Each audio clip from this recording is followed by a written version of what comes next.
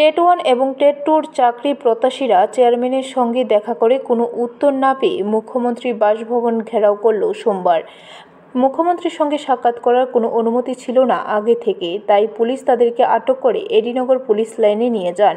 এই বিষয়ে এক চাকরি প্রত্যাশী জানান, তাদের প্রশ্নপত্রে বানান ভুল ছিল এবং সিলেবাস বহির্ভূত প্রশ্ন এসেছে। টিআরবিটি তাদের দাবি মেনে স্টার নম্বর দিচ্ছে না, তাই তারা ধর্মনগর, করবুক সহ দূর দূরান্ত থেকে এসেছেন মুখ্যমন্ত্রী ডক্টর মানিক সাহার সঙ্গে দেখা করতে।